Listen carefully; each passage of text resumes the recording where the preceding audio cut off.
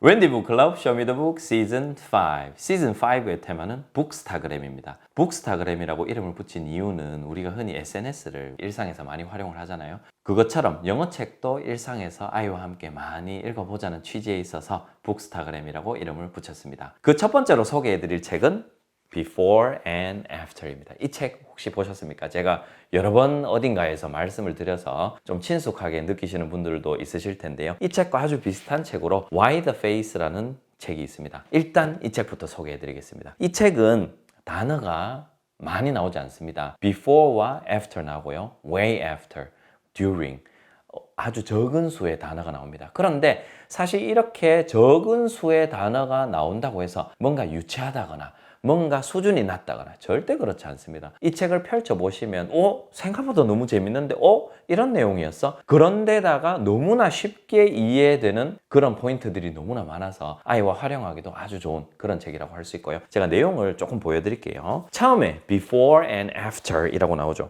처음에 Before 하나밖에 없습니다. 한 페이지 한 단어.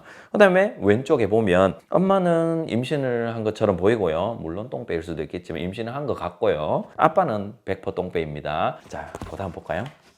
After이라고 했는데 아빠의 배는 그대로인데 엄마는 배가 홀쭉해졌죠. 그리고 아빠가 아기를 안고 있죠. 이렇게 출산했다. Before, After. 이제 아이가 서서히 느끼겠죠. 이게 어떻게 된 건가? Before와 After가 어떤 의미지라는 것을 서서히 추측하겠죠. 그런데 한 장을 더 보면 좀 더 감이 옵니다. 공통점이 있거든요. Before이라고 하면서 고양이가 있는데 뭔가 자기 몸을 핥고 있으면서 얼룩덜룩하죠. 그런데 After 보면은 씻었네.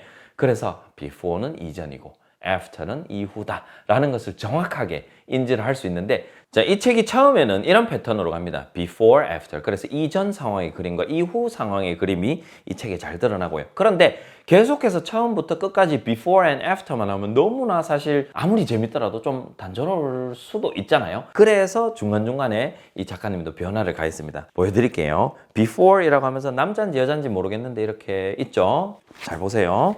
제가 왜 그런 말씀을 드렸는지 아시겠죠? After이라고 하는데 머리를 잘랐어요. 근데 way after이라고 하면서 한참 후에, 그래서 여기서 way라는 말이 추가가 됐는데 제가 이런 단어들 한번 짚고 넘어가고 싶어요. 왜냐하면 우리나라에서 way라는 단어의 의미는 거의 길 혹은 방법으로 많이 쓰이는데 이 way라는 단어가 훨씬 아주라는 이렇게 강조하는 그런 의미가 있거든요. 그런데 이 표현이 영국과 현지에서는 어린아이들도 아주 흔히 쓰는 일상적인 표현인데 우리나라에서는 시험에서 이런 표현이 조금 덜 나오는 경향이 있고 이런 구어들을 덜 다루는 경향이 있기 때문에 좀 많이 놓치는 경우가 있어요. 그래서 실제로 영화를 보시거나 어떤 미국이나 영국 드라마를 보시거나 영어 영상을 보면 way라는 표현이 글이나 영상에서 아주 많이 등장하는데도 불구하고 때때로는 이렇게 생소하게 느껴지실 수도 있거든요. 그런데 사실 이렇게 이해하기 쉬운 그런 맥락 속에서 way가 딱 들어가 있으면 훨씬이라는 의미이구나를 추측할 수가 있는 것이죠. 그래서 이렇게 way after이라는 표현도 있고요. 중간에 보면 의문문도 들어가 있고 닭이 먼저냐 달걀이 먼저냐 그러면서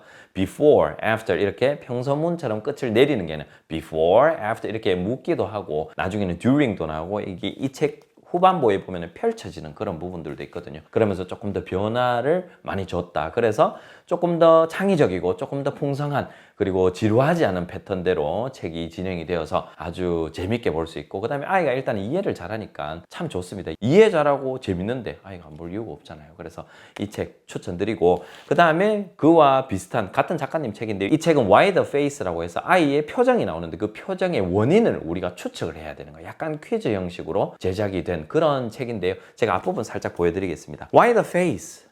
소년이 이렇게 막 찡그리고 있죠? Wow, this stinks. 냄새야. stinks 하면 고약한 냄새가 나다라는 의미죠. 그래서 여기 중간에 보면 그 원인이 적혀 있습니다. 그래서 이렇게 why the face?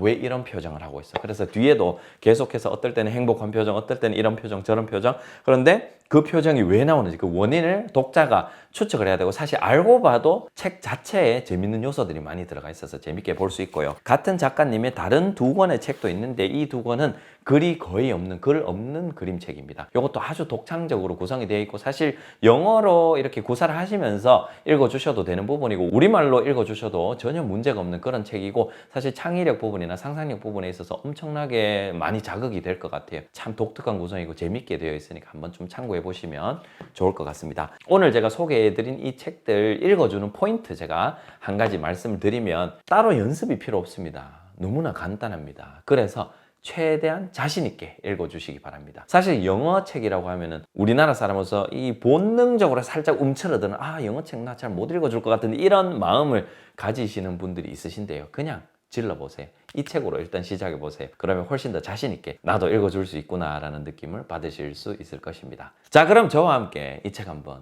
읽으러 가보실까요? Before and After. Before, during, after. 자, 어떠셨나요? 참 책이 괜찮지 않습니까? 이렇게 시즌 5도 재밌는 책이 연달아서 계속 나올 예정이니 많은 관심 부탁드리고요.